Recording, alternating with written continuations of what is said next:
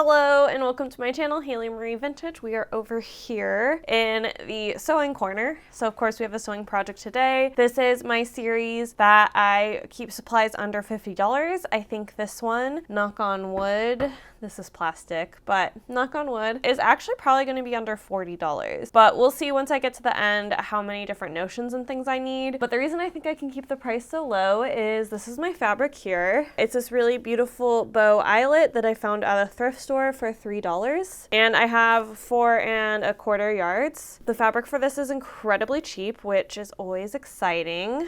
And my plan for this guy, this time I checked the pattern because last time we went a little over budget because I didn't check how much the patterns cost. This pattern was around $25, so yes, significantly more than the fabric. And I'm going to be doing a mix of styles 1 and 3. 1 basically, it's longer. I decided not to do the crop top here because I think I want to use this as an undergarment for certain things. And then also I'm going to be using the sleeve pattern of 3, but I'm actually going to be leaving it ungathered, and we're going to see how that looks, and if it looks terrible, we'll then gather it down, which won't be very fun if it does end up not looking the best. So fingers crossed we won't have to do that. My goal is to have the extra ruffly bits, the bottom of the thing here, to the sleeve. So we'll see how all that works. I'm pretty excited to give this a go. And then for the skirt, I am going to be doing a basic gathered skirt, but I was looking through some different inspo photos for me, and I found one of my patterns that I own that I cannot use the pattern because then it will go on over budget, but I'll put a picture of it here anyway. And basically this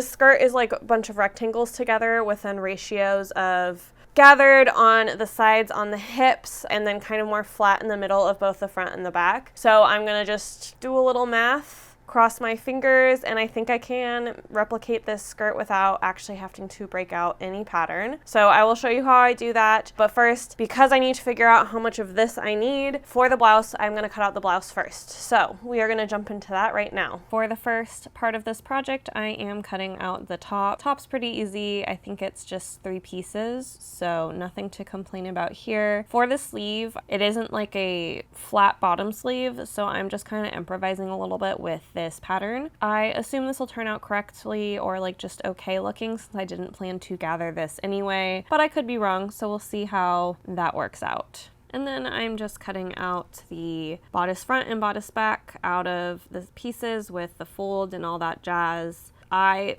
kind of forgot how simple peasant blouses are, so this will probably be a pretty short make. But just a reminder that I do have both a Ko-Fi and Patreon for monthly memberships where you get access to videos 4 days early. I think you get access to them on a Monday or Tuesday when they usually come out on Friday, and then you also have access to polls and all that good stuff. This is just an effort to support my channel because I put a lot of time and money into this channel, and while I advocate for other people to make a living wage, I should also be advocating for myself. Even though I don't plan on this being a living wage, but last year I made negative 82 cents an hour, and I would love to at least be breaking even with this channel. Now I'm popping straight into sewing. Here I'm just doing the side seams, so the front to the back. This is really straightforward because we're just trying to get a little round pocket where eventually the sleeve sews in. I guess today I decided my cozy rewatch was Schitt's Creek. You can see it in the background. But what's happening in the foreground is I am pinking my seams. Pinking is my seam finish of choice for this project. And then of course I am ironing that open. With that done, I'm going to go ahead right now and hem things since I don't have additional fabric I have to move around. So here I'm doing that first turn of the double folds turned hem thing. And then after I've sewn that seam, I'm just cutting down to the seam allowance. I used to skip this step, but this actually makes a huge difference in how beautiful your hem looks at the end of the day. So don't skip this. It really, really is a step that is well worthwhile, even though it's kind of tedious and annoying. And then I am folding that over one more time, and I have a beautiful, clean, even hem. And now I'm moving on to the sleeves. I am just pinning the side seam or under seam or whatever seam you want to call that of the sleeve together. And once that is sewn, I am getting ready to sew it into the sleeve hole, I guess, or divot in this blouse. So I am matching all my notches and seams and markings so that way they are eased in perfectly. And once those are in, I am turning over the top of the blouse a 1/4 inch to give myself a clean seam there. This is the beginning of the elastic channel. So I started to just sew the elastic channel automatically by flipping it over, and it did a lot of kind of funky things, so I decided I needed to press my elastic channel at a 1/4 inch before I sewn. I also had to pick out some of the wonkier stitches. So here I am pressing that elastic channel, and my attempts on the machine without pressing is why you see stitches here. And wow, it's crazy how much this behavior changed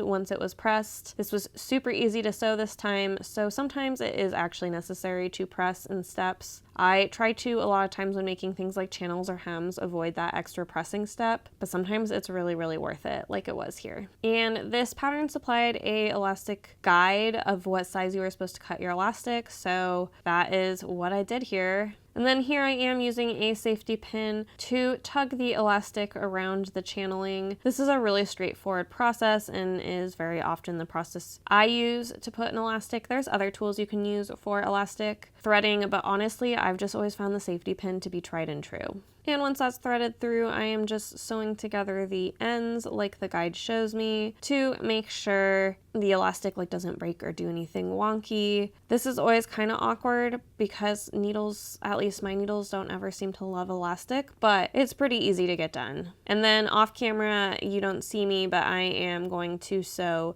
that last, I think it's about 1.5 inches of channel that I left open so that way I could sew that elastic together. Now it's time for the skirt. I think this is my first one-day make in a really long time. First, I am just going to see how much of the bottom eyelet I have because that's going to be the hem of the skirt. And from there, I'm going to divide it into 3 pieces, one longer front piece and then 2 shorter back pieces because I plan on putting a zip down the middle and the back. And at this point, I was debating doing pockets. If I knew I wasn't going to do pockets, I would have just left it to be one seam. But alas, I was not sure what I was doing, so we have some side seams here too. And for the waistband, I'm just going to cut a 3-inch wide strip for my waist. First step here is pretty easy. I'm just sewing up the side seams and the back seam. So I'm just sewing 3 seams here. And then like the top, I'm pinking the seams and then pressing them open. I was not super thrilled at how the top was looking because I actually ripped the top. So I went ahead, I trimmed some threads, and then I'm going to press the top flatter. I just felt like I wasn't going to be able to get a good gather with the kind of way the ripping motion tugged at the thread at the top of the skirt. And then I'm ripping my zipper seam so I can pop in the zipper, which I'm gonna do off camera. You guys have seen me do a million zippers on camera. And then I thought this skirt was the perfect time to test out a new tool I had been kind of excited about. Of course, my focus is terrible, but what you see here is a smocking pleater. These run really, really beautiful stitches essentially. And I was thinking this might be a faster way or a neater way to get the gathering stitches that I like. So I decided this would be the time I would figure out how to use it and run the gathering stitches through. This is definitely a tool that you absolutely do not need. I was curious, so I am doing it. So we'll see how this turns out. So far, I think this pleating looks pretty nice, or gathering, I guess. I did have to figure out how to stop the pleating, if that makes sense, because this was only a partial pleating. I had to figure out how to pull the pleats back out. Since this fabric is really quite flimsy, I am adding some light interfacing to the waistband, which is what you see here. And with that done, I am now easing all the gathering, smocking, pleating things into the spaces they belong. I will say I am not sure this was really very effective or any faster than using the gathering stitches I used on my sewing machine. So right now I'm feeling a little skeptical, but we'll see how these turn out. They are a lot easier to pull around and manipulate for sure. So that is nice. But I'm not sure that they're looking particularly neat, which was the goal of this. Once I sewed the waistband together, which I guess I lost the footage of, I am then pressing over what's going to be folded over on the bottom by the seam allowance before I am then going to press the whole thing in half. So that way this is really, really easy to hand sew. After getting that all pressed and prepped, I'm now hand stitching it down. This project had so little hand stitching that I was very excited to get this bit. I find hand stitching so relaxing and was slightly bummed on the lack of hand stitching there was for this one. But I guess that's what happens when you have an embroidered hem. My last step is to sew in a hook and eye and then my label. I feel like I always forget to show this. This is the actual last step before reveal. The night before I filmed the reveal, I tried to remember to go through and spray every area that has that bright blue water-soluble marker. This is extra important for a piece like this because it is a very light color that you will notice the markings on. I used to kind of just do like a whole dunk bath thing, but now I realize that if you just spray enough water in the select areas, you're good to go. So that is what we're doing here, and then we will now hop into the reveal.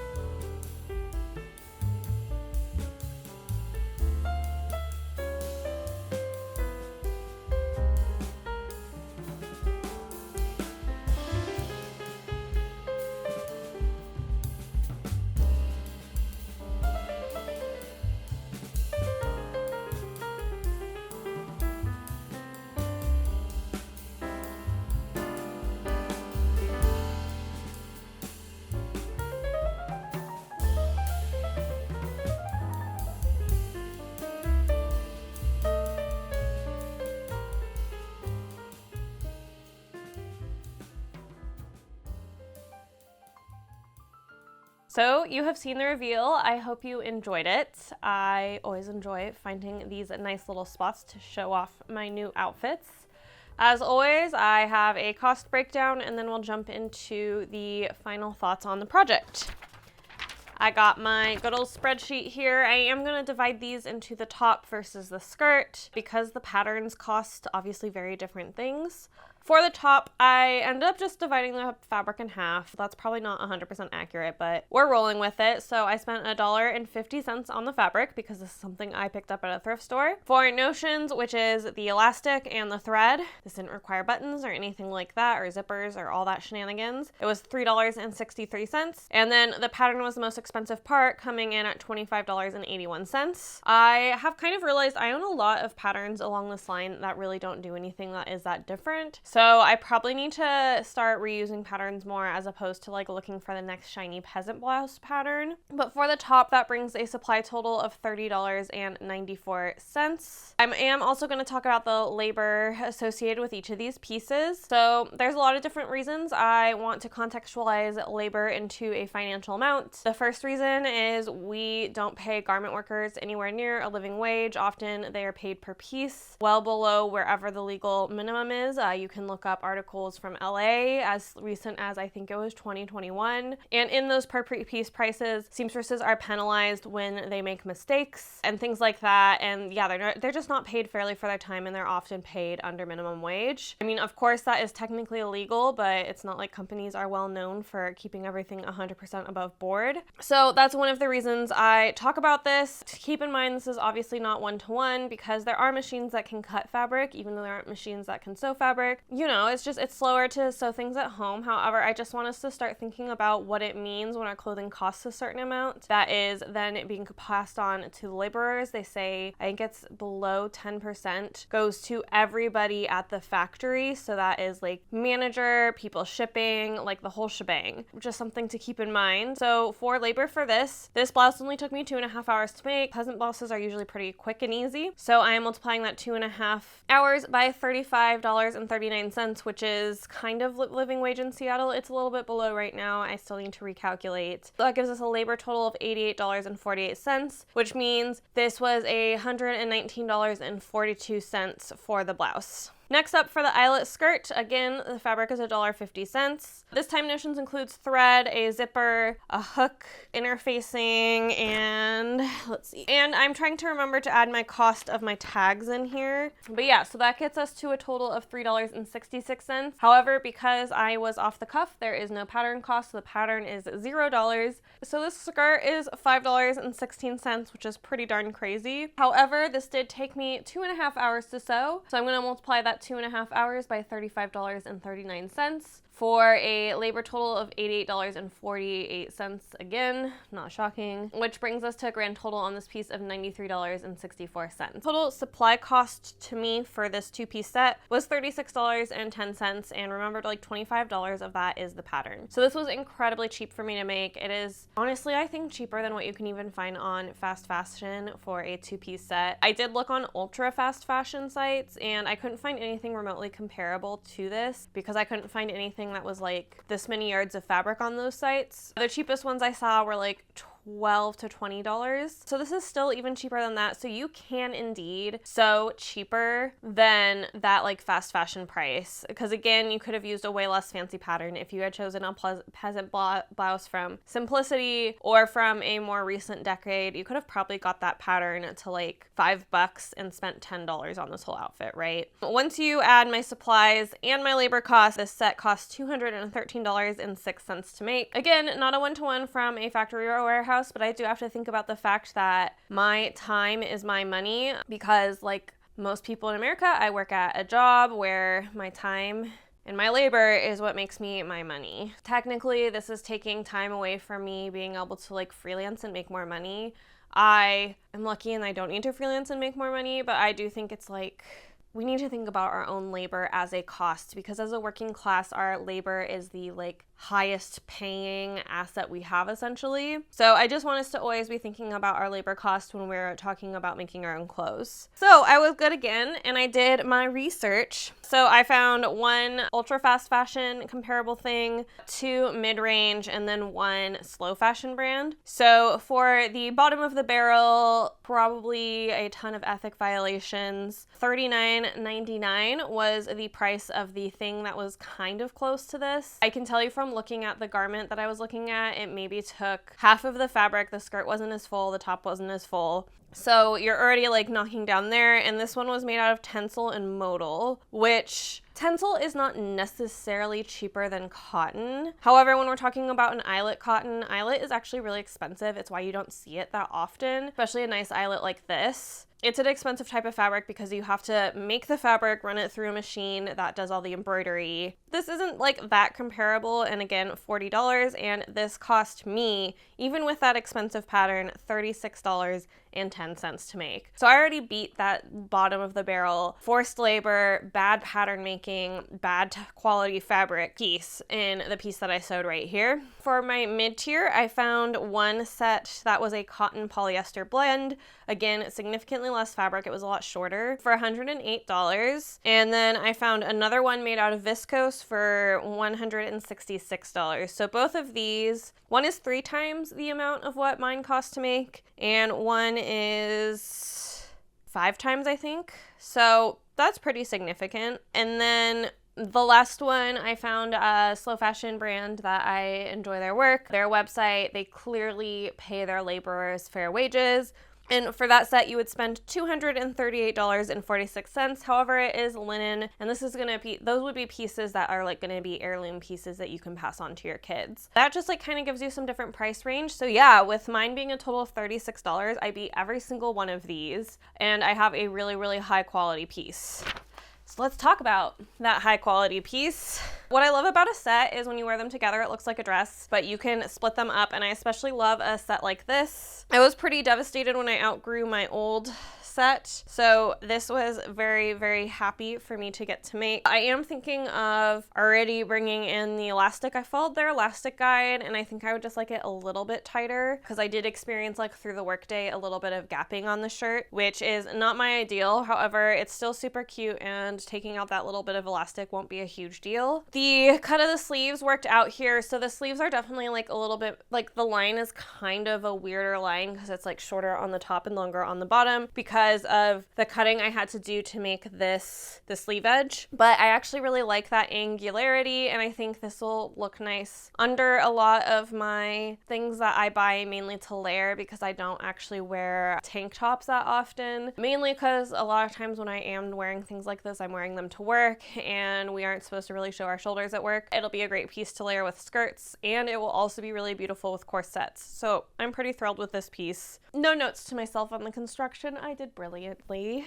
For the skirt, this was fun in a couple different ways. So I tried a couple different things where I kind of eyeballed from a pattern, their gathering pattern. So we have no gathers in the back, no gathers in the front. She's a little sheer, which I actually like, and the top is obviously a little bit sheer too. But it's actually kind of fun that it's a little bit sheer because I can use different colors under it to actually like swing this set to a different color palette, which I think is really fun. As far as I use that smocker pleater that I showed you guys to do the gathers, honestly, I think I gather more neatly when I put the rows of stitches in. So while it was fun to experiment, I don't know that I will do it again. I do also think I have a lot of like learning curve on the smocker, so maybe I'll try it when I'm better at the smocker, but I just felt like I couldn't compress the gathering as much as needed to be compressed and keep it as neat as I like. But I do really love the silhouette of this gathered skirt with kind of the extra gathering on the hips, because when I am wearing a gathered skirt, I love that hip emphasis. It just feels like very like girly or like Marie Antoinette in a good way, not in a chop off her head way. It's really, really cute. So definitely if you're looking to switch up your regular gathered skirt, I definitely recommend doing the hip gather thing if you like having that kind of bigger hipped look.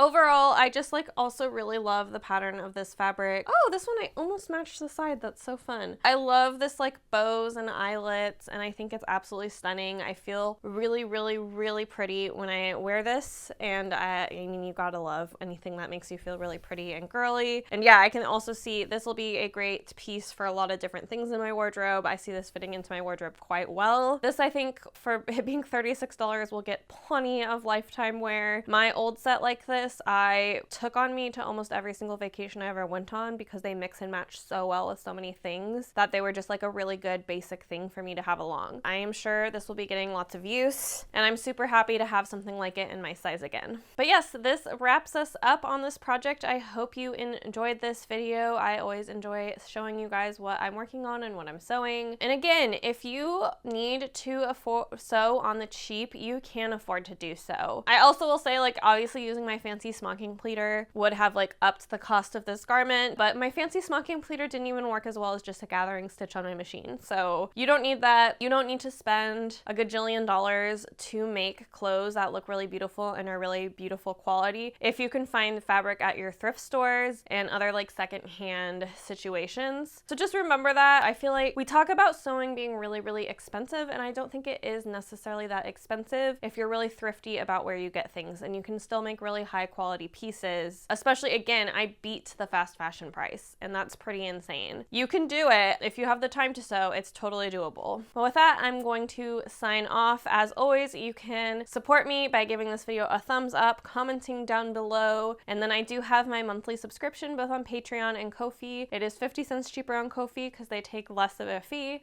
On there, I post my videos on Mondays or Tuesdays, depending on the week and how behind I am on editing, but you get my videos about 4 to 5 days earlier, and then you also get access to polls to give your opinion on what I'm making next.